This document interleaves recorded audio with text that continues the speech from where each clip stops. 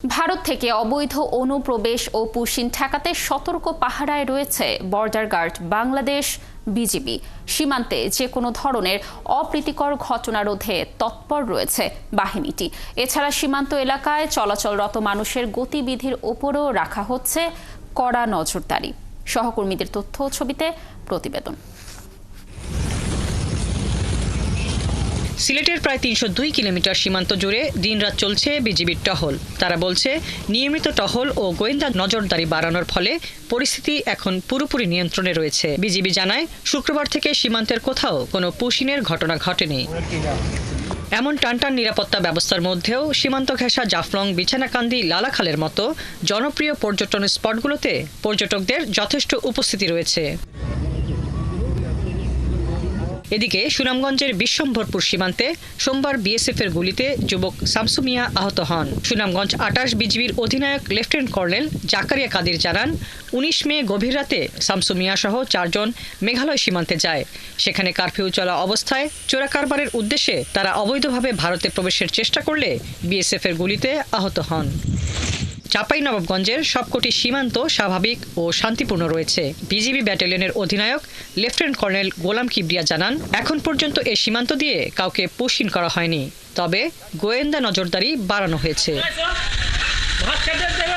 লালমনিরহাটে ২৮৪ kilometre সীমান্তে সতর্ক রয়েছে বিজিবি সদস্যরা। লালমনিরহাট ১৫, ৫১ ও ৬১ বিজিবি ব্যাটালিয়নের অধিনায়ক জানিয়েছেন, সীমান্তবাসীদেরও সতর্ক করে দেওয়া হয়েছে। রাঙামাটি বাঘাইছড়ি উপজেলার ১৫৭ কিলোমিটার এলাকায় এখন পর্যন্ত কোনো ধরনের পুশিন বা সীমান্ত আইন লঙ্ঘনের ঘটনা ঘটেনি। তবে কিছুটা ব্যতিক্রম খাগড়াছড়ি সীমান্ত। সেখানে সবশেষ খবর অনুযায়ী ৮১ জনকে পুশিন করেছে বিএসএফ। ভেরিফিকেশন করার মাধ্যমে আমরা নিশ্চিত হয়েছি যে যারা অ্যাবসলিউটলি বাংলাদেশি, যাদের ভোটার আইডি কার্ডও আছে, তাদেরকে আমরা তাদের নিজ বাড়ি বাংলাদেশে সেখানে পৌঁছানোর ব্যবস্থা করি। শনিবার দুপুর পর্যন্ত পঞ্চগড়ের বোদা উপজেলার মালকাডাঙ্গা ও ডানাকাটা ২ সীমান্ত এলাকা থেকে নারী শিশু সহ ১১ জনকে পুশিন করেছে বিএসএফ। আটককৃতরা সবাই বাংলাদেশি। ৮ জন মহিলা, ২ জন পুরুষ এবং ১ জন শিশুকে বিএসএফ বাংলাদেশ সীমান্তে পুশিন করেছে। বিজিবি তাদেরকে আটক করে বোদা থানা হেফাজতে এনেছেন। ৫৬ বিজিবির ভারপ্রাপ্ত অধিনায়ক রিয়াদ মুর্শেদ জানান, সাম্প্রতিক সময়ে জেলায় পুশিনের এটি প্রথম ঘটনা। হাসিবা আলী বর্ণা, ৭১। বাংলাদেশি পণ্য আমদানির ক্ষেত্রে ভারতের দেয়া নিষেধাজ্ঞায় রপ্তানিতে প্রভাব পড়েছে দেশের স্থলবন্দরগুলোতে। বন্দরে আটকে পড়েছে গার্মেন্টস সহ নানা পণ্যের ট্রাক। ব্যবসায়ীরা বলছেন, একের পর এক নিষেধাজ্ঞায় পরিবহনের পথ সংকুচিত হবার পাশাপাশি বেড়ে যাচ্ছে পরিবহন ব্যয়। সহকর্মীদের তথ্য ছবিতে প্রতিবেদন। বেনাপোল স্থলবন্দরে দিনে ২৫০ থেকে ৩০০ ট্রাক পণ্য ভারতে যেত, যার বেশিরভাগই গার্মেন্টস, সুতা, প্লাস্টিক, কাঠের তৈরি পণ্য এবং ফল। নিষেধাজ্ঞার কারণে সোমবার সকালে প্রায় ১০০ ট্রাক বন্দরে আটকে রয়েছে। হঠাৎ এমন সিদ্ধান্তে বড় ধরনের আর্থিক ক্ষতির মুখে পড়েছেন রপ্তানিকারকরা। তারা জানান, এর আগে ভারত তাদের বিমানবন্দর ব্যবহার করে তৃতীয় দেশে গার্মেন্টস রপ্তানির ক্ষেত্রেও নিষেধাজ্ঞা দিয়েছিল। একের পর এক এই নিষেধাজ্ঞায় পণ্য পরিবহনের পথ সংকুচিত হয়ে যাচ্ছে, বেড়েছে পরিবহন ব্যয়। সাতক্ষীরার ভোমলা স্থলবন্দর মূলত কাঁচামাল কেন্দ্রিক। সোমবার এই বন্দর দিয়ে ২১০ ট্রাক পণ্য আমদানি হলেও রপ্তানি হয়েছে মাত্র ৫০ ট্রাক পণ্য। বাংলাদেশ থেকে যেটা রপ্তানি হচ্ছে, এই রপ্তানিটা ব্যাহত হচ্ছে। এই জন্য কি হচ্ছে, আমাদের ঘাটতি হচ্ছে, আমাদের বাণিজ্য ঘাটতিটা আমাদের বেড়ে যাচ্ছে। সরকারি করে পেঁয়াজ ঢুকছে, হলুদ, মরিচ বিভিন্নটা ঢুকছে, সেই মূল্য সেই তুলনামূলক এখন মালমাটি কম ঢুকছে। বর্তমান পরিস্থিতিতে যারা ছোট বা মাঝারি ব্যবসায়ী আছে সবাই ক্ষতিগ্রস্ত এবং বেকার জীবন যাপন করতেছে। লালমনিরহাটের বুড়িমারি বন্দরেও আটকা পড়েছে বিভিন্ন কোম্পানির জুস সহ ফল নিয়ে আসা ৫০টি ট্রাক। বন্দরের C&F এজেন্ট সভাপতি ফারুক হোসেন জানিয়েছেন, দ্রুত সমস্যার সমাধান না হলে ক্ষতিগ্রস্ত হবে ব্যবসায়ীরা। সাধারণত চাঁপাইনবাবগঞ্জের সোনা মসজিদ স্থলবন্দর দিয়ে গার্মেন্টস, জুট পণ্য, কিছু ফাস্টফুড পণ্য ও তুলা জাতীয় পণ্য রপ্তানি হয়। নিষিদ্ধের তালিকায় থাকায় এই বন্দর দিয়ে গার্মেন্টস পণ্য যায়নি, তবে আমদানি স্বাভাবিক রয়েছে। আখাউড়া স্থলবন্দর দিয়ে ভোজ্য তেল ও হিমায়িত মাছ রপ্তানি চালু রয়েছে। সোমবার সকাল পর্যন্ত 7 ট্রাক ভোজ্য তেল এবং 6 ট্রাক হিমায়িত মাছ ভারতে রপ্তানি হয়। মাছ রপ্তানির পরে বাকি পণ্যগুলা বিধিনিষেধের আওতায় যেগুলো ছিল সবগুলোই আমাদের এই পোর্ট দিয়ে যাইতো। আমরা এই রপ্তানি থেকে এখন বঞ্চিত হচ্ছি। 30 থেকে 40 লাখ টাকার মতো প্রতিদিন আমরা রপ্তানি করতাম, কিন্তু এখন এটাতে 10 নামাতে আমাদের বিরাট ক্ষতির সম্মুখীন হতে হচ্ছে। বন্দর সংশ্লিষ্টরা জানিয়েছেন 6 ধরনের পণ্য আমদানিতে ভারতের নিষেধাজ্ঞার ফলে এই বন্দর দিয়ে 30% রপ্তানি বাণিজ্য কমবে। বনশ্রী হালদার, ৭১।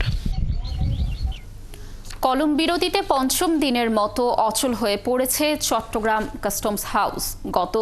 গতি নেই লোডিং আনলোডিংয়ে, পণ্য খালাসেও নেমে এসেছে ধীরগতি। ফলে জাহাজ জট ও কন্টেইনার সহ পণ্যের পাইকারি ও খুচরা বাজারেও প্রভাব পড়ার আশঙ্কা করছে ব্যবসায়ীরা। সাইফুল ইসলাম শিল্পীর তথ্য ছবিতে প্রতিবেদন। কর্মচাঞ্চল্য চট্টগ্রাম বন্দর যেন অনেকটাই ঝিমিয়ে পড়েছে। কাস্টমস কর্মকর্তা কর্মচারীদের টানা কলম বিরতিতে বিরূপ প্রভাব পড়েছে বন্দরে। বিল অব এন্ট্রি দাখিল ও শুল্কায়ন বন্ধ থাকায় পণ্য ভর্তি কন্টেইনার ছাড় করাতে পারছে না বন্দর ব্যবহারকারীরা। বন্দরে আটকে পড়েছে আমদানি রপ্তানি পণ্যের চালান, আর এসব পণ্য খালাস করতে না পারায় 4 গুণ শুল্ক দিতে হচ্ছে তাদের। দ্রুততম সময়ে পণ্য খালাস করতে পারছে না এবং বাজারে পণ্যের চাহিদা বাড়ছে, বাজারে পণ্যের দাম বাড়ছে। এইভাবে চলতে গেলে শিল্পের কাঁচামাল বন্ধ হয়ে কাঁচামাল সরবরাহ বন্ধ রয়েছে, প্রোডাকশন বন্ধ থাকবে এবং শ্রমিকরা বেকার হয়ে যাবে। এদিকে দ্রুত সমাধান না হলে চট্টগ্রাম বন্দরে সৃষ্টি হতে পারে পণ্য জট ও জাহাজ জট, আর এতে ভোগ্যপণ্যের বাজারে সংকট তৈরি সহ দাম বাড়ার আশঙ্কা রয়েছে। তো যদিও তারা প্রতিদিন 2 ঘন্টার জন্য কাজকর্ম পরিচালনা করছেন, কিন্তু সেই 2 ঘন্টা সাফিসিয়েন্ট নয়। তো এটার জন্য বন্দরে ব্যাপক কন্টেইনার জট এবং জাহাজ জটের আশঙ্কা আছে। তবে এই আন্দোলন বন্দর পরিচালনায় তেমন কোনো প্রভাব ফেলছে না বলে জানান বন্দর চেয়ারম্যান। বন্দর আগামী তো এই বছরে আমাদের কমপ্লিট ডিজিটালাইজড হয়ে যাবে with maritime port single window. এটা হয়ে গেলে তো কাস্টম ব্যাংক আর বন্দরের মধ্যে কোনো কিছু পার্থক্য থাকবে না। 24 ঘন্টা আপনার সবসময় মানুষ অ্যাভেলেবেল সেবা পাবে আর কি। তো আমি মনে করি যে ওইগুলো আমাদের জন্য সমস্যা না। রবিবার ঢাকায় সরকারের সংশ্লিষ্টদের সাথে বৈঠকে ফলপ্রসূ আলোচনা না হওয়ায় আন্দোলন অব্যাহত রাখার ঘোষণা দেন আন্দোলনকারী এনবিআর কর্মকর্তারা। অন্যদিকে এনবিআর বিলুপ্ত করে বিদ্যমান কাঠামো পুনর্গঠন করে রাজস্ব নীতি ও রাজস্ব ব্যবস্থাপনা বিভাগ নামে 2টি পৃথক বিভাগ প্রতিষ্ঠার জন্য জারি করা অধ্যাদেশটির বৈধতা চ্যালেঞ্জ করে হাইকোর্টে একটি রিট করা হয়েছে। শারমিন স্বপ্না, ৭১। যশোরে কুড়িয়ে পাওয়া ককটেল বিস্ফোরণে খাদিজা খাতুন নামের এক শিশু নিহত হয়েছে। এ সময় আহত হয়েছে তার 2 সহোদর সজীব হোসেন ও আয়েশা খাতুন। পুলিশ ঘটনাস্থল পরিদর্শন করেছে এবং ঘটনার তদন্ত শুরু করেছে। সহকর্মীদের তথ্য ছবিতে প্রতিবেদন। সোমবার সকাল 8:30টায় যশোরের ছোটনের মোড়ের পাশের একটি মাঠে কয়েকজন শিশু খেলা করছিল। এ সময় খাদিজা নামের এক শিশু স্কচ টেপে পেঁচানো একটি বস্তু দেখতে পায়।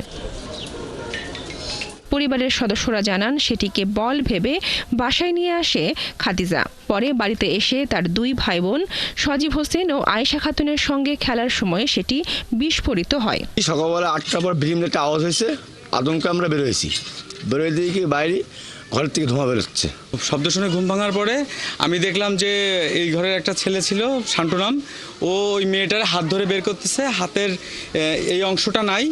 বিস্ফোরণের পর 3 শিশুকে যশোর জেনারেল হাসপাতালে নেওয়া হয়। সেখান থেকে ঢাকা মেডিকেলে নেওয়ার পথে মারা যায় খাদিজা। ঘটনাস্থল পরিদর্শন করেছে সেনাবাহিনী, পুলিশ ও বোম ডিসপোজাল টিমের সদস্যরা। ঘটনা কি ঘটেছে রহস্য উদ্ঘাটনের জন্য আমরা পুলিশ এবং ডিবি আমরা কাজ করে যাচ্ছি।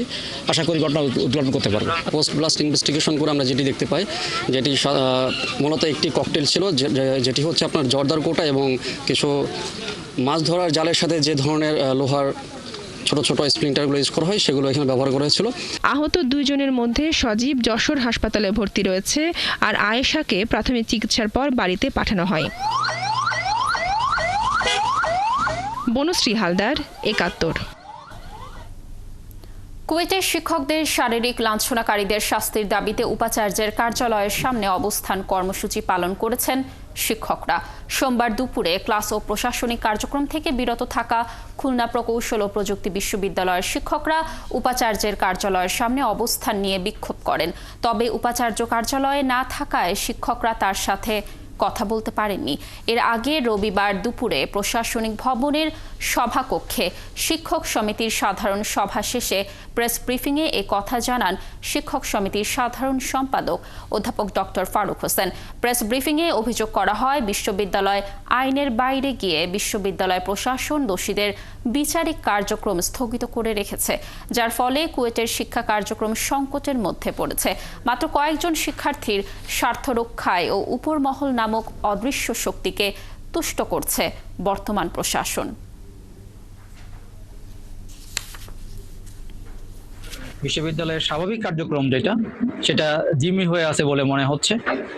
এই জিম্মি দশা থেকে মুক্ত হওয়ার জন্য ৮ম কর্মদিবসে এসে আজকে ১২টা পর্যন্ত আবার সময় দেওয়া। অদ্যাবধি আমরা কোনো ব্যবস্থা নেওয়ার দেখিনি। প্রশাসনকে এখানে আমরা নিশ্চুপ থাকতেই দেখছি। বিশ্ববিদ্যালয়ের স্বাভাবিক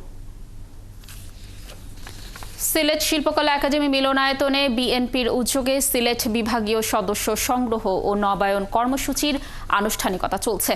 দর্শক, সেখানে আছেন বিএনপির জাতীয় স্থায়ী কমিটির সদস্য সালাউদ্দিন আহমেদ। সেখানকার খবর জানাতে আমাদের সাথে যুক্ত হচ্ছেন সহকর্মী দিদারুল ইসলাম। দিদার, অনুষ্ঠানে নেতাকর্মীদের উপস্থিতি কেমন দেখছেন, আর এখন কি আনুষ্ঠানিকতা চলছে, কি তথ্য রয়েছে জানাবেন?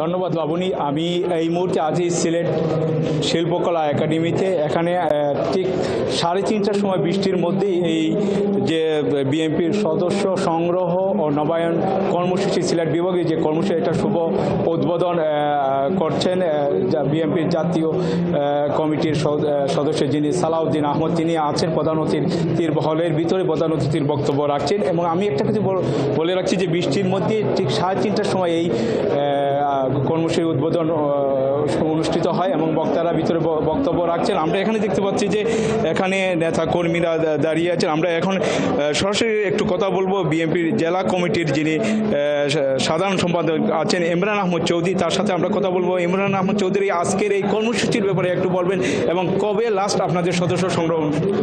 ধন্যবাদ। আমরা বিগত 2017 সালে আমাদের সর্বশেষ সদস্য সংগ্রহ অভিযান শুরু হয়েছিল। এইবার আমাদের নেতা কিছুদিন আগে কেন্দ্রীয়ভাবে আমাদের ভারপ্রাপ্ত চেয়ারম্যান বাংলাদেশের আশা আকাঙ্ক্ষা প্রতীক তারেক রহমান, উনি সদস্য ফর্ম ফিল আপের মাধ্যমে সেই কর্মসূচির সূচনা করেছেন।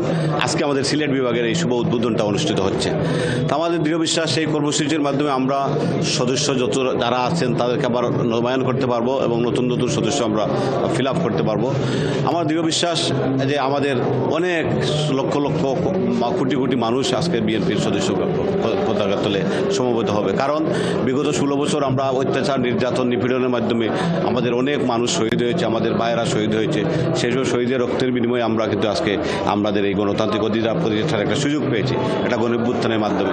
এবং এই সদস্য সংগ্রহ অভিযানের মাধ্যমে বাংলাদেশের মানুষ আবারও বিএনপির পতাকা তলে ঐক্যবদ্ধ হবে এবং আগামী নির্বাচনের জন্য যে পরিবেশ পরিস্থিতি যেটা আমরা চাচ্ছি সেটা আমরা নিশ্চিত করতে পারবো, সেটা আমাদের দৃঢ় বিশ্বাস ইনশাআল্লাহ। এবং আরেকটা কথা বলতে চাই যে সদস্য সংগ্রহ অভিযানে আমরা কোনো অবস্থাতেই কোনো সন্ত্রাসী, কোনো ডেভিল, কোনো আওয়ামী সহযোগী সংগঠন যারা আছেন, নিষিদ্ধ সংগঠন, তাদের কাউকেই আমরা এই সদস্য করব না।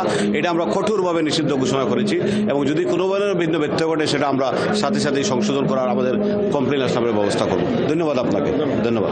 আমরা একজন শিক্ষকের সাথে কথা বলবো। আজকে যে সদস্য সংগ্রহ এবং যে এখানে যে কর্মসূচি আজকে উদ্বোধন হচ্ছে, এ ব্যাপারে আপনার কি প্রত্যাশা থাকবে? যে আমাদের প্রত্যাশা হলো এই 17 বছর যারা জুলুম নির্যাতন শিকার হয়েছে তারা যাতে এই সদস্য নবায়ন এবং সংগ্রহ ফর্মে অংশগ্রহণ করে। আমরা কোনো ফ্যাসিস্টদের স্থান আমরা কোনো সুযোগ নেই। ধন্যবাদ আপনাকে। আপনারা দেখলেন যে এখানে অনেকে জেলা বিএনপি যিনি সাধারণ সম্পাদক তিনি কথা বলেছেন। এখন আনুষ্ঠানিকভাবে উদ্বোধন হবে, এখানে উদ্বোধন করবেন বিএনপি স্থায়ী কমিটি। দিদারুল, আপনি থাকুন সেখানে, আপনি তথ্য সংগ্রহ করতে থাকুন। আমরা নিশ্চয়ই আবারও আপনার সাথে যুক্ত হয়ে সেখানকার তথ্য দর্শকদের জানানোর চেষ্টা করব। মেয়র হিসেবে বিএনপি নেতা ইশরাক হোসেনকে শপথ পড়ানোর দাবিতে টানা বিক্ষোভ ও অবস্থান কর্মসূচি চালিয়ে যাচ্ছেন তার কর্মী সমর্থকরা। পঞ্চম দিনের মতো দক্ষিণ সিটির নগর ভবনের প্রধান ফটক বন্ধ করে ব্লকেট কর্মসূচি পালন করেন তারা। নির্বাচন কমিশনের গেজেট বাস্তবায়ন করা না পর্যন্ত আন্দোলন চালিয়ে যাবার কথা জানিয়েছেন তারা। রহিম রুমনের প্রতিবেদন।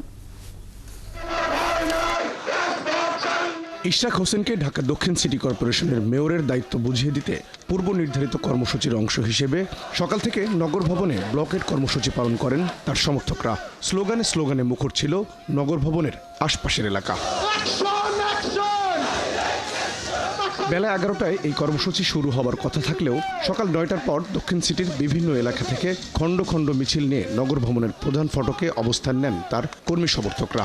দাবি জানান মেয়র হিসেবে অবিলম্বে তাকে শপথ পড়ানোর। আমাদের শপথ গ্রহণ করার জন্য আমরা দাবি জানাচ্ছি। জনগণের ম্যান্ডেট নিয়ে তারা বসছে। আমরা জনগণের ম্যান্ডেটই ইঞ্জিনিয়ার ইশরাককে দিয়েছি, কোর্ট দিয়েছে। তাহলে কি কারণে ইঞ্জিনিয়ার ইশরাককে নগর পিতা হিসেবে দায়িত্ব পালন করতে দিবে না? ঢাকাবাসীর মনের কথা জানেন, ঢাকাবাসীর অন্তরের কথা জানেন। তারা তার নির্বাচিত মেয়রকে এই সিটি কর্পোরেশন, ঢাকা দক্ষিণ সিটি কর্পোরেশন দেখতে চায়। নগর ভবনের সামনে ঢাকাবাসীর ব্যানারে অস্থায়ী মঞ্চ তৈরি করে পরিবেশন করা হয় প্রতিবাদী গান। অসহযোগিতার অভিযোগে এই মঞ্চ থেকে স্থানীয় সরকার উপদেষ্টা আসিফ মাহমুদ সজীব ভুইয়ার পদত্যাগও দাবি করেন তারা। উচ্চ আদালত যখন রায় দিয়েছে ওনার পক্ষে, ওনাকে ওনার কার্যক্রম দেওয়া হোক। একটি কুচক্রী মহল মনে হয় এখানে কাজ করছে, দেশের সার্বিক পরিস্থিতি বজায় রাখুক, সেটা চাচ্ছে না তারা। শেখ হাসিনার ভাতিজা ফজলুর তাপসকে তারা বিজয় ঘোষণা করেছিলেন, কিন্তু তিনি ভোট পান নাই। তারা জোর করে বিজয় ঘোষণা করেছিলেন। আন্দোলনকারীদের অভিযোগ, বিএনপির জনপ্রিয়তাকে হিংসা করেই নির্বাচন কমিশনের গেজেট প্রকাশের পরও ইশরাক হোসেনকে শপথ পড়ানোর আনুষ্ঠানিকতা সম্পন্ন করা হচ্ছে না। দাবি আদায় না হলে আরও কঠোর কর্মসূচিরও হুঁশিয়ারি দেন তারা। ইশরাকের উপর বৈষম্য হচ্ছে, সাদেক হোসেন খোকার পরিবারের প্রতি বৈষম্য হচ্ছে। এটা যারা রাজনীতি করতেছে, যারা এটা নিয়ে পলিটিক্স করতেছে, আমার অনুরোধ ডক্টর ইউনূসের সরকারের প্রতি আমার অনুরোধ, উনি একজন ভালো মানুষ, উনি যদি এটাকে খুব দ্রুত বাস্তবায়ন করে দেয়, আমরা শান্তি শৃঙ্খলভাবে ঘরে যেতে পারি। আগামীতে আমরা এই ঢাকা ব্লক করে দেব ইনশাআল্লাহ। প্রয়োজন হলে আমরা আমরণ অনশন করব যতক্ষণ পর্যন্ত ইঞ্জিনিয়ার ইশরাককে তার আসনে না বসানো হয়। মঙ্গলবার সকাল 10টা থেকে বিকেল 5টা পর্যন্ত আবারও দক্ষিণ সিটির নগর ভবনের সামনে অবস্থান কর্মসূচির ঘোষণা দেওয়া হয়েছে। রহিম রুমন, 71, ঢাকা।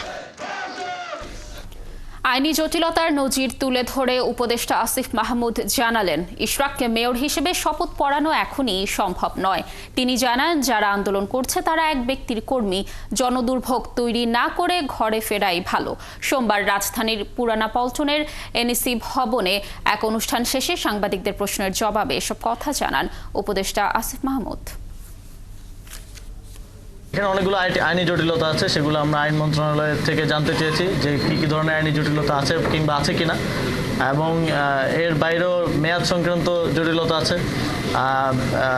এর বাইরে আবার আমরা একটা লিগ্যাল নোটিশ পেয়েছি এবং আমাদেরকে বিবাদী করে রিটও করা হয়েছে যাতে শপথ গ্রহণ করতে না দেওয়া হয়। আমরা যতদূর জানি সেটা বিচারাধীন আছে। তো এই সকল ধরনের জটিলতা নিরসন না করে আমরা কোনো সিদ্ধান্তে আসলে যেতে পারছি না। চলতি মাসে দেশের বেশিরভাগ এলাকাতেই বৃষ্টিপাত হবে। সিলেট, ময়মনসিংহ ও রংপুরে বৃষ্টির মাত্রা বেশি হবে বলে পূর্বাভাস দিচ্ছে আবহাওয়া অধিদপ্তর। পাশাপাশি চলতি মাসের শেষ নাগাদ বঙ্গোপসাগরে যে লঘুচাপের সৃষ্টি হবে সেটি রূপ নিতে পারে ঘূর্ণিঝড়ে। তবে এই ঘূর্ণিঝড় বাংলাদেশের জন্য শঙ্কার কোনো কারণ হবে না বলেই মনে করছে আবহাওয়া অধিদপ্তর। আরও জানাচ্ছেন নয়নাদিত্য। আকাশে জমতে শুরু করেছে মেঘ, জানান দিচ্ছে বর্ষা আসছে। বর্ষার আগমনীতে বঙ্গোপসাগরে ঘূর্ণিঝড় তৈরি হবার শঙ্কা আছে, যা প্রতি বছর বর্ষার আগে একটি নিয়মিত ঘটনা। চলতি মাসের শেষ দিকে বঙ্গোপসাগরে সৃষ্ট লঘুচাপ শক্তি সঞ্চয়ের আগেই শুরু হচ্ছে বর্ষা, ফলে এই ঘূর্ণিঝড় খুব বড় হবার শঙ্কা কম বলে মনে করছেন আবহাওয়াবিদ। সাধারণত মনসুন অ্যাক্টিভ হওয়ার আগে বে অফ বেঙ্গলে একটা মনসুন বা একটা সাইক্লোন বা ডিপ্রেশন অনেক সময় ন্যাচারালি তৈরি হয়ে থাকে। তো আমরা ধারণা করতেছি এবছরও তার ব্যতিক্রম হবে না, হয়তোবা এই মাসের শেষের দিকে একটা সিস্টেম ডেভেলপ করতে পারে। সেই ঘূর্ণিঝড়টি কোন কোন দেশের কোন কোন উপকূলে আঘাত হানবে, এর শক্তি বা কেমন হবে তা এখনো নিশ্চিত করে বলা যাচ্ছে না। সিস্টেমগুলো সাগরে যত লম্বা সময় থাকে সে ততটা শক্তি গ্যাদার করে বা শক্তি অর্জন করে, যেহেতু ওই সময় সে কম পাবে। প্রলয়ঙ্কারী হওয়ার জন্য যে সময়টুকু দরকার সে সময়টুকু হয়তোবা সে পাবে না। এবং আমরা যেটা ধারণা করতেছি যে এটা তৈরি হলে পরেও ওয়েস্ট বেঙ্গল বা উড়িষ্যা উপকূলের দিকে যাওয়ার সম্ভাবনাটা বেশি। তবে সারা দেশে যে বৃষ্টিপাত শুরু হয়েছে তাতে গরমের তীব্রতা কমবে। সিলেট, ময়মনসিংহ ও রংপুর বিভাগে হতে পারে অতিবৃষ্টি। নয়ন আদিত্য, ৭১, ঢাকা। পাহাড়ি ঢল আর ভারী বৃষ্টিতে তলিয়ে গেছে দেওয়ানগঞ্জ উপজেলার নিচু এলাকা, তলিয়ে গেছে শত শত একর জমির পাকা ও আধা পাকা ধান। ভারতের সীমান্তবর্তী ডাংধরা ইউনিয়নের বাঘার চর, মাখনের চর, পাথরের চর, কাউনিয়ার চর সহ নিচু এলাকার নিম্নাঞ্চল প্লাবিত হয়েছে। এতে তলিয়ে গেছে শত শত একর জমি, পাকা ও আধা পাকা ধান। এদিকে উপজেলা প্রশাসন ও পানি উন্নয়ন বোর্ড আগাম বন্যার সতর্কতা জারি করে ক্ষেতের ৮০% ধান পাকলেই কেটে ফেলার পরামর্শ দিয়েছে। কিন্তু শ্রমিক সংকটের কারণে সব জমির পাকা আধা পাকা ধান কাটতে পারেননি কৃষকরা। এতে বড় ধরনের আর্থিক ক্ষতির মুখে পড়েছেন। এদিকে পানি উন্নয়ন বোর্ড জানিয়েছে আগামী কয়েকদিন পানি বৃদ্ধি অব্যাহত থাকতে পারে।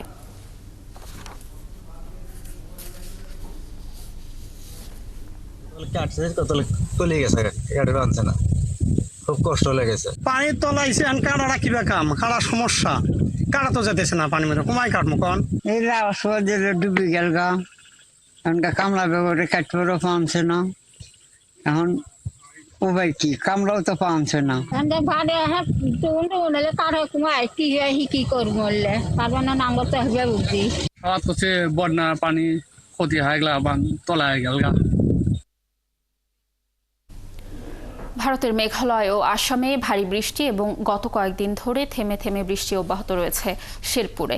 এ কারণে জেলার পাহাড়ি 4টি নদীর পানি দ্রুত বৃদ্ধি পাচ্ছে। গত 24 ঘন্টায় কয়েক দফা মাঝারি থেকে ভারী বৃষ্টিতে জেলার কিছু এলাকায় জলাবদ্ধতা তৈরি হয়েছে। জেলার সবকটি নদীর পানি বিপদসীমার নিচে প্রবাহিত হলেও আগাম বন্যার শঙ্কায় প্রস্তুতি সভা করেছেন জেলা ও উপজেলা প্রশাসন।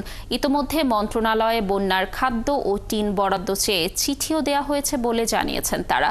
এদিকে জেলার নালিতাবাড়ি, ঝিনাইগাতি ও শ্রীবর্দী উপজেলাগুলোতে ৮০% জমির ধান কাটা হয়েছে। বাকি ধানও দ্রুত কেটে ফেলার পরামর্শ দিচ্ছে কৃষি বিভাগ।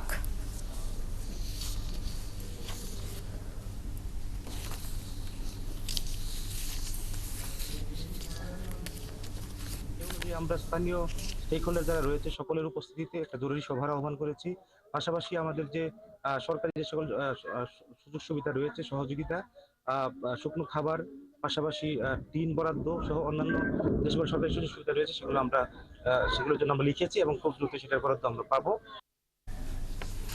দুদিনের বৃষ্টি ও উজানে ভারতের মেঘালয় টানা বৃষ্টির কারণে শেরপুরের বিভিন্ন নদ নদীর পানি বেড়েছে।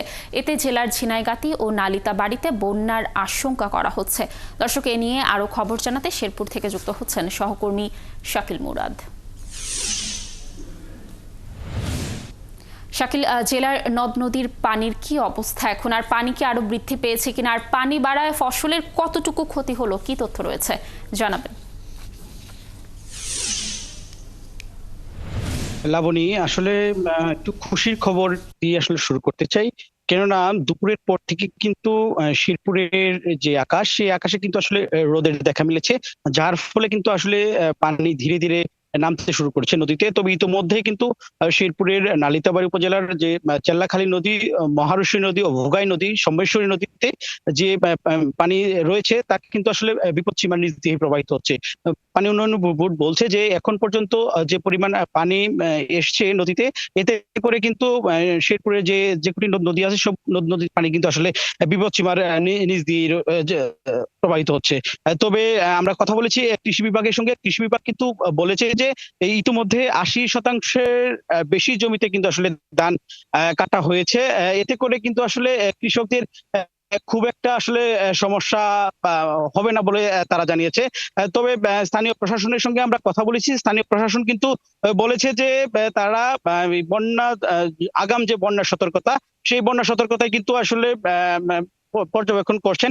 পাশাপাশি তারা বিভিন্ন সভা সেমিনার করছেন এবং সামাজিক যে স্বেচ্ছাসেবী সংগঠন রয়েছে তাদের যে নিরাপত্তার যে মানে বন্যা পরবর্তী যে নিরাপত্তার বিষয়টা, সেটি কিন্তু আসলে এই নিয়ে কাজ করছে প্রশাসন। এছাড়া ঊর্ধ্বতন মন্ত্রণালয় কিন্তু যে চাহিদা, খাবারের চাহিদা, বন্যা কবলিত হলে যে টিন ও শুকনো খাবারের চাহিদা, সেটি কিন্তু আসলে প্রেরণ করেছে উপজেলা প্রশাসন। লাবণী, এই ছিল আমার কাছে শেরপুর থেকে বন্যা পরিস্থিতি সর্বশেষ। ধন্যবাদ মুরাদ আমাদের সাথে যুক্ত থাকার জন্য। আমরাও আশা করছি আসলে প্রশাসনের তরফ থেকে নিশ্চয়ই যথাযথ পদক্ষেপ নেওয়া হবে বন্যার সতর্কতা বিষয়ে। সমন্বিত পদক্ষেপের মধ্য দিয়ে দেশের সব নদী বাঁচাতে হবে বলে মন্তব্য করেছেন পরিবেশ, বন ও জলবায়ু পরিবর্তন এবং পানি সম্পদ মন্ত্রণালয়ের উপদেষ্টা সৈয়দা রিজওয়ানা হাসান। সকালে রাজশাহীর চারঘাট উপজেলায় পদ্মা নদীর ধারে বড়াল নদীর উৎসমুখ পরিদর্শন করেন তিনি। সেখানে সাংবাদিকদের জানান, দেশে বালু ও ভূমিদস্যুতা চরম পর্যায়ে পৌঁছে গেছে। এটা নিয়ন্ত্রণে ডিসিদের 10 দফা নির্দেশনা দেওয়া হয়েছে। দিনে বা রাতে যখনই অবৈধভাবে মাটি বা বালু উত্তোলন করা হবে, সঙ্গে সঙ্গে ব্যবস্থা নেওয়া হবে। একই সাথে বড়াল নদ বাঁচাতে নদী পুনর্খনন এবং সুইচ গেট অপসারণ করা হবে বলে জানান তিনি।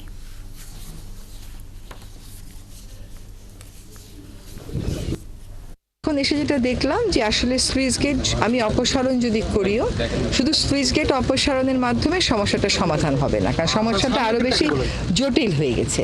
ফলে এখানে এই জায়গাটাকে আমার একটু করে এক্সকাভেট করতে হবে, খনন করতে হবে। আরেকটা হচ্ছে এখানে সবসময় পানিটাকে নিশ্চিত করার জন্য, মানে পুরো বড়ালের ওই 18 কিলোমিটারও যদি আমি ধরি, ওইটাকে নিশ্চিত করার জন্য ওইখানে আসলে আমাকে আলাদা করে একটা কাজ হাতে নিতে হবে। দর্শক, চলছে দেশযোগ, ফিরছি বিরতির পর। ৭১-এর সাথেই থাকুন। অভিনেত্রী নুসরাত ফারিয়ার বিরুদ্ধে মামলা থাকায় তাকে গ্রেফতার করা হয়েছে বলে মন্তব্য করেছেন স্বরাষ্ট্র উপদেষ্টা জাহাঙ্গীর আলম চৌধুরী। এ নিয়ে সংস্কৃতি উপদেষ্টার মন্তব্য ব্যক্তিগত বলেও জানান তিনি। এদিকে মে মাসের মধ্যে গার্মেন্টস শ্রমিকদের বোনাস ও ৩ জুনের মধ্যে বেতন পরিশোধের সিদ্ধান্ত হয়েছে বলেও জানান তিনি। সচিবালয়ের আইন শৃঙ্খলা সংক্রান্ত উপদেষ্টা কমিটির সভা শেষে তিনি একথা বলেন। শারমিন নীরার রিপোর্ট। একদিন আগেই অভিনেত্রী নুসরাত ফারিয়াকে এয়ারপোর্ট থেকে আটক করে পুলিশ। সোমবার সচিবালয়ে আইন শৃঙ্খলা সংক্রান্ত উপদেষ্টা কমিটির বৈঠক শেষে তার গ্রেফতারের বিষয়ে সাংবাদিকরা প্রশ্ন করলে স্বরাষ্ট্র উপদেষ্টা জানান, মামলা থাকায় তাকে গ্রেফতার করা হয়েছে। তবে এ বিষয়ে সংস্কৃতি উপদেষ্টার বক্তব্য ব্যক্তিগত বলেও জানান স্বরাষ্ট্র উপদেষ্টা। যার যার ব্যক্তিগত মত প্রকাশের স্বাধীনতা তো সবাই। এখন তার নামে যদি কেস থাকে আপনি কি করবেন? আপনি তো আবার যদি ছেড়ে দিলে আবার আপনি কিন্তু বলবেন স্যার আপনি ছেড়ে দিচ্ছেন। এদিকে ঈদুল আজহার আগেই গার্মেন্টসের বেতন বোনাস পরিশোধের সিদ্ধান্ত হয়েছে বৈঠকে জানান স্বরাষ্ট্র উপদেষ্টা। গার্মেন্টসের ক্ষেত্রে তাদের সব গার্মেন্টসের বোনাসটা মে মাসের ভিতরে দিয়ে দিতে হবে। এটা গার্মেন্টসের আছে, এরা মে মাসের ভিতরে বোনাসটা দিয়ে দিবে, আর বেতনটা 1 থেকে 3 তারিখের ভিতরে তারা বেতনটা পরিশোধ করবে। এবার সড়কে কোনো পশুর হাট বসবে না উল্লেখ করে বলেন, গরুর হাটের ভেতরে ট্রাক নিয়ে তারপর পশু নামাতে হবে। গাড়িগুলো যেটা আছে গরু যে নামাবে এটা রাস্তায় নামাইতে পারবে, তাদের ভিতরে নিয়ে যেতে হবে, হাটের ভিতরে নিয়ে নামাতে হবে। এবং এই গাড়িতে বা নৌকায় ট্রাক বা নৌকায় যে গুলি আসতে গরু আগেই তারা ওই ব্যানার দিয়ে দিতে হবে তারা কোন হাটে গিয়ে এটা নামাবে। ঈদের আগে 5 দিন ও পরে 3 দিন বন্ধ থাকবে বাল্কহেডের চলাচল। আর ট্রাক বা নৌযানে অতিরিক্ত পশু পরিবহন করা যাবে না বলেও বৈঠকে সিদ্ধান্ত হয়। শারমিন নীরা, ৭১, ঢাকা। নোয়াখালীর বেগমগঞ্জ উপজেলা যুবলীগের সভাপতি ও সাবেক উপজেলা পরিষদের ভাইস চেয়ারম্যান নূর হোসেন মাসুদের বিরুদ্ধে ফ্ল্যাট দখলের অভিযোগ এনে সংবাদ সম্মেলন করেছে ভুক্তভোগী একটি পরিবার। সকাল 11টার সময় নোয়াখালী প্রেস ক্লাবের হলরুমে এই সংবাদ সম্মেলন হয়। এতে লিখিত বক্তব্যে বাড়ির মালিক কাজল রেখা বলেন, নূর হোসেন মাসুদের কাছে তিনি চৌমোহনীর কুড়িপাড়ার 3 তলার একটি ফ্ল্যাট ভাড়া দেন, কিন্তু ক্ষমতার দাপট দেখিয়ে নূর হোসেন মাসুদ বাসা ভাড়া না দিয়ে উল্টো ফ্ল্যাট দখল করে রাখেন। আইনজীবীর মাধ্যমে ফ্ল্যাটটি ছেড়ে দেওয়ার নোটিশ দেয়া হলেও তিনি সন্ত্রাসী বাহিনী দিয়ে তাকে শারীরিকভাবে হেনস্থা করেন। গত 5 আগস্টের পর তিনি আত্মগোপন করলে ফ্ল্যাটটি নিজের আয়ত্তে নিয়ে তালা লাগিয়ে দেন। পরে জেলা যুবদলের সভাপতি মঞ্জুরুল আজিমের সহযোগিতায় তালা ভেঙে ফ্ল্যাটে প্রবেশ করেন তিনি। কিন্তু এরপর থেকেই তিনি নানা ধরনের হুমকি পাচ্ছেন এবং সে কারণে নিরাপত্তাহীনতায় ভুগছেন। এই অবস্থায় প্রশাসন সহ সংশ্লিষ্ট সকলের কাছে সহযোগিতা চেয়েছেন তিনি। যুবলীগের সভাপতি মাটি মাসুদে আমার বাড়িটা দখল করে রাখে 3 তলা ফ্ল্যাট। ওটা দখল মুক্ত করি আমি 5 আগস্টের পরে। এটা দখল মুক্ত করার পরে আবার যুবদলের মঞ্জুরুল আলম সুমন সহযোগিতা আবার আমার বাড়িটা এরা জবরদখল করে নেয়। এখন আমি আপনার সহযোগিতা কামনা করছি। বিগত সরকারের সময়ে কালো আইন করে দেশকে শোষণের একটি সিস্টেম তৈরি করা হয়েছিল বলে মন্তব্য করেছেন দুর্নীতি দমন কমিশনের কমিশনার ব্রিগেডিয়ার জেনারেল অবসরপ্রাপ্ত হাফিজ আহসান ফরিদ। সকালে সুনামগঞ্জ জেলা শিল্পকলা একাডেমি মিলনায়তনে গণশুনানি শুরু হয়। এতে দুর্নীতির বিরুদ্ধে সামাজিক সচেতনতা বৃদ্ধি এবং দুর্নীতি প্রতিরোধের লক্ষ্য নিয়ে কথা বলেন আলোচকরা। প্রধান অতিথির বক্তব্যে মোহাম্মদ আব্দুল মোমেন বলেন, বাংলাদেশে গত 25 বছরে যে দুর্নীতি হয়েছে তা দিয়ে পুরো বাংলাদেশকে 5 মিলিমিটার সোনার পাত দিয়ে ঢেকে দেয়া যেত। দুর্নীতি প্রতিরোধে কমিশনের দৃঢ় প্রত্যয় আছে, এর জন্য দেশবাসীর সহায়তা চান কমিশনার।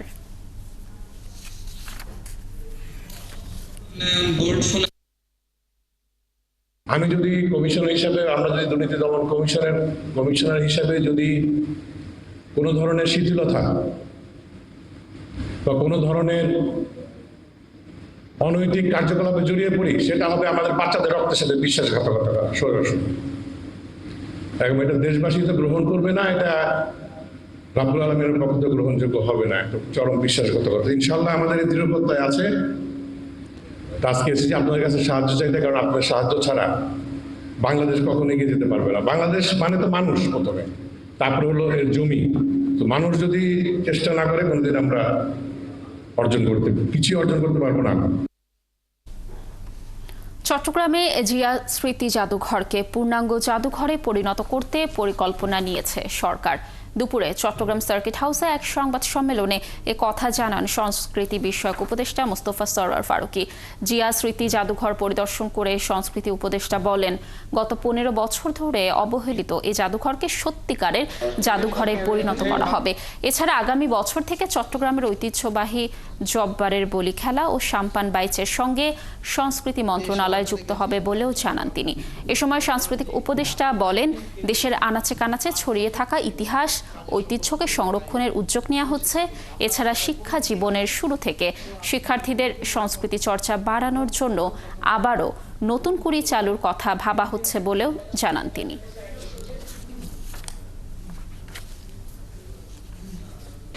আমরা আজকে জিয়া স্মৃতি জাদুঘরটা পরিদর্শন করেছি এবং আমরা বোঝার চেষ্টা করেছি এখানে আমাদের কি করা প্রয়োজন।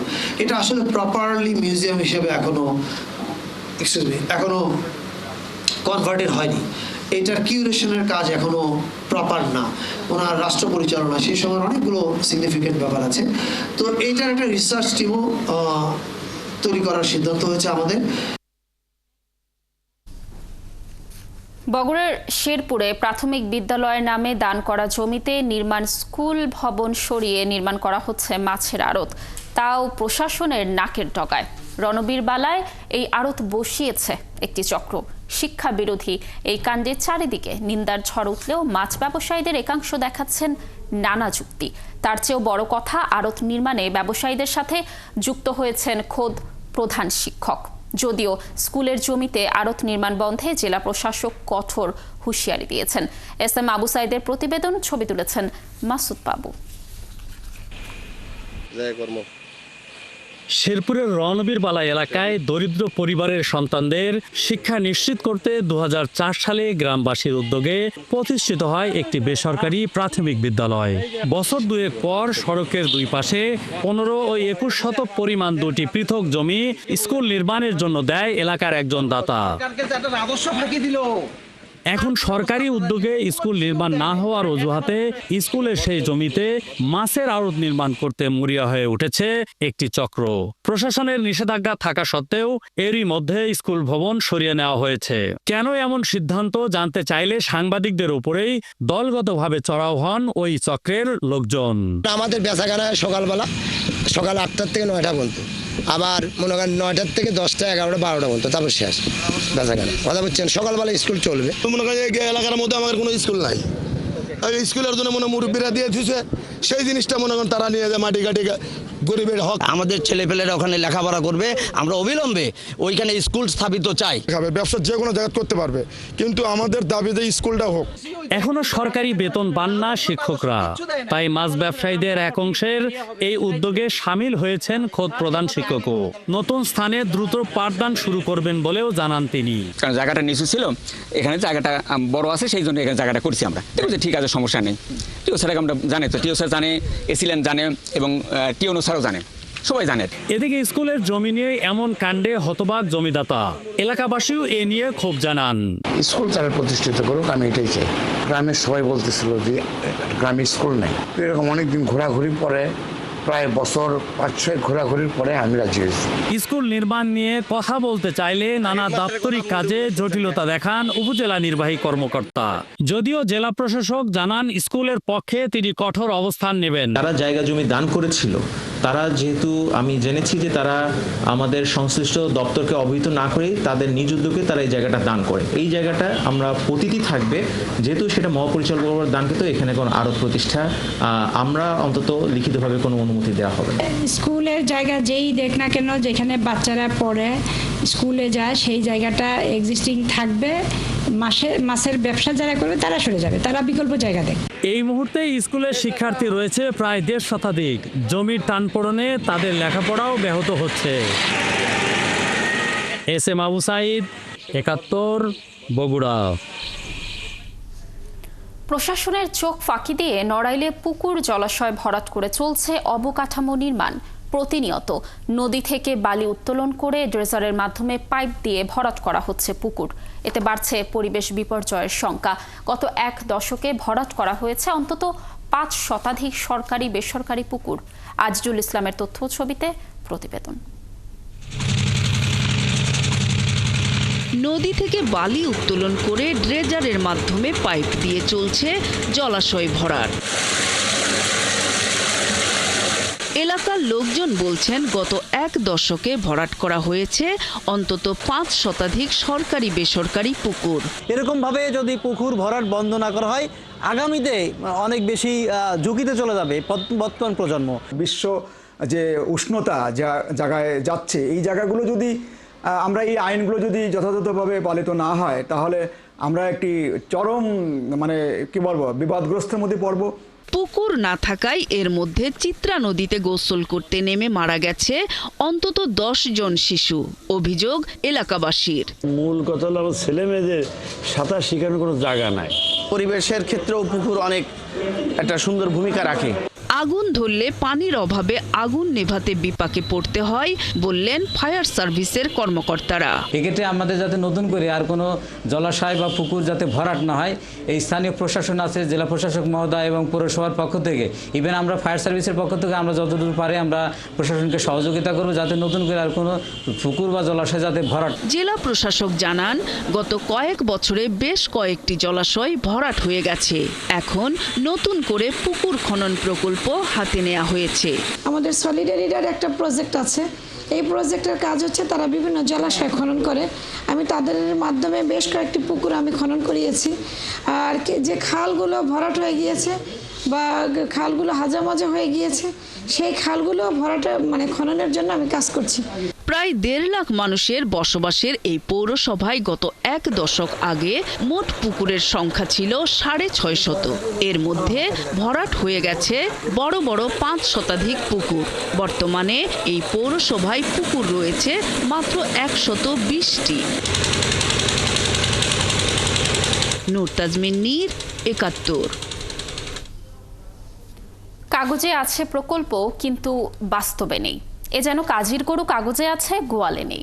নাটোর সদর উপজেলার 2023-24 অর্থ বছরের টিআর কাবিখা বরাদ্দের বেশিরভাগ প্রকল্পেই কোনো কাজ না করে টাকা আত্মসাতের অভিযোগ উঠেছে সংশ্লিষ্টদের বিরুদ্ধে। কাজ ছাড়াই এসব প্রকল্পের বিল ছাড় দিয়েছেন উপজেলা নির্বাহী অফিসার আর জেলা প্রশাসক। বুলবুল আহমেদের অনুসন্ধানী প্রতিবেদন। নাটোর সদর উপজেলার তেবাড়িয়া ইউনিয়নের চন্দ্রকলা গ্রামের ঢালাই রাস্তা নির্মাণ ও সংস্কারের জন্য বরাদ্দ দেওয়া হয় 3.11 মেট্রিক টন গম। কাজ শেষ দেখিয়ে পুরো টাকা তুলেও নিয়েছেন প্রকল্প বাস্তবায়ন কমিটি, কিন্তু সরেজমিনে দেখা যায় সেই কাজের কিছুই হয়নি। ভাটার রাবিশ 2 টলি এসে ঢালি দিছে দিয়ে এই পর্যন্তই, তাও সমানও করে দেয়নি, আমার লেবার দিয়ে করে নিয়েছে, যত যাতায়াত করতে অসুবিধা। আমরা ভালোভাবে রাস্তা হলে আমরা জন্য আমারও উপকার, মানুষের জন্য উপকার। ধরেন গোটা এখানে গোটা মাঠে ফসলে পাত দিয়ে যাবে। প্রকল্প বাস্তবায়ন কমিটির সভাপতি এবং স্থানীয় ইউপি সদস্য অভিযোগ করেন, তাকে দিয়ে শুধু স্বাক্ষর করিয়ে প্রশাসনের যোগসাজশে টাকা তুলে নিয়েছে চেয়ারম্যানের লোকজন। কারণ আমাদের রাস্তা যতখানি আমাকে দিয়েছিল আমি সেখানে একদম পরিপূর্ণ ছেড়ে দিচ্ছি, তবে সিসি ঢালাই মালাই এগুলি আমার কাগজে লেখাও ছিল না। একই অবস্থা ওই ইউনিয়নের কৈগারি গ্রামে। এই গ্রামে 4টি এইচবিবি সড়কের 2টি হয়েছে, আর 2টির কোনো খোঁজ মেলেনি। এমনকি মসজিদ, মন্দির, কবরস্থানের নামে বরাদ্দ টাকাও আত্মসাৎ হয়েছে। এইচবিবি রাস্তা 3টা বাজেট হয়েছিল, তার মধ্যে 2টা হয়েছে, একটা হয়নি। মসজিদের টাকা মাইরে খাওয়া লিখছে, এটা বিশাল একটা ব্যাপার। এরকম ধরনের ঘটনা কোথাও কোনোদিন শুনিনি। মসজিদের কাজ ওরা কোনো কাজ করেনি, শুধু খালি একটা মাইক কিনছে। আর বরাদ্দ ক্ষেত্রে টাকা এসছে, কিন্তু এই টাকাগুলো কোথায় গেল, কি হলো, এটা আমরা কোনো খোঁজ খবর পেলাম না, কিন্তু আমরা রাস্তা পাই নাই। এর বাইরেও শুধু তেবাড়িয়া ইউনিয়নেই কাজ হয়নি আরও অনেক প্রকল্পের। এদিকে দুর্নীতিবাজ কর্মকর্তাদের যোগসাজশে দীঘাপতিয়া ইউনিয়ন পরিষদের সরকারি পুকুর ভরাট করে খেলার মাঠ বানানো হয়েছে বলে অভিযোগ এলাকাবাসীর। মসজিদের বরাদ্দ টাকা কে পাইছে আপনি হলো সভাপতিও জানে না, মসজিদের ইমামও জানে না, এই টাকাটা কে খাইলো। এখানে আগে আপনার এখানে সম্পূর্ণটাই পুকুর ছিল, বুঝছেন, আপনার যে এখানে যে পরিমাণ গর্ত ছিল তার থেকে অনেক বেশি গর্ত ছিল। এদিকে দুর্নীতি বা যোগসাজশের অভিযোগ অস্বীকার করে নাটোর সদর উপজেলা নির্বাহী কর্মকর্তা বলেন, প্রকল্প বাস্তবায়ন কর্মকর্তাদের সুপারিশেই দেওয়া হয়েছে বিল। আর জেলা প্রশাসক জানান, ভুক্তভোগীদের অভিযোগ পেলে ব্যবস্থা নেওয়া হবে। আমার প্রকল্প বাস্তবায়ন কর্মকর্তা আমার কাছে বলেছে যে নীতিমালা অনুযায়ী কাজ হয়েছে, এবং তারা আমাকে সে ধরনের ছবিও দিয়েছে, এবং উনি আমাকে ইনশিওর করেছে যে কাজ হয়েছে। সেই অনুযায়ী বিল সাবমিট হয়েছে, বিল আমরা দেওয়া হয়েছে। এই ধরনের অভিযোগ পেলে আমরা যথাযথ কর্তৃপক্ষকে এটার বিষয়ে অবগত করব, এবং কাজ যদি সত্যি না হয়ে থাকে এর সাথে রিলেভেন্ট যারা আছে তাদের বিরুদ্ধে যাতে ব্যবস্থা নেওয়া হয় সে বিষয়ে ঊর্ধ্বতন কর্তৃপক্ষকে জানানো। এর আগেও নাটোর সদর উপজেলা নির্বাহী কর্মকর্তার বিরুদ্ধে এডিপি প্রকল্পের 60 লাখ টাকা আত্মসাতের খবর প্রচার হয় 71 টিভিতে। এরপর তড়িঘড়ি করে সেই কাজ করলেও শাস্তিমূলক কোনো ব্যবস্থা নেয়নি কর্তৃপক্ষ। বুলবুল আহমেদ, 71, নাটোর। টেকনাফে মাদক ব্যবসায়ী ও কোস্টগার্ডের মধ্যে গোলাগুলিতে একজন গুলিবিদ্ধ হয়েছে। অস্ত্রসহ আটক হয়েছে 3 পাচারকারী। কোস্টগার্ডের মিডিয়া কর্মকর্তা লেফটেন্যান্ট কমান্ডার হারুনুর রশিদ জানান, সোমবার ভোরে টেকনাফের তুলাতলি ঘাট এলাকায় অভিযান চালানো হয়। এ সময় ইঞ্জিন চালিত একটি কাঠের বোটকে থামার নির্দেশ দেয়। এ সময় পাচারকারীরা কোস্টগার্ডের উপস্থিতি টের পেয়ে গুলি ছোড়ে। আত্মরক্ষার্থে পাল্টা গুলি ছুড়ে কোস্টগার্ড সদস্যরা। এ সময় আব্দুল শক্কুর নামক একজন পাচারকারী গুলিবিদ্ধ হয়। পরে বোট থেকে অস্ত্রসহ আটক হয় 3 জন মাদক পাচারকারী।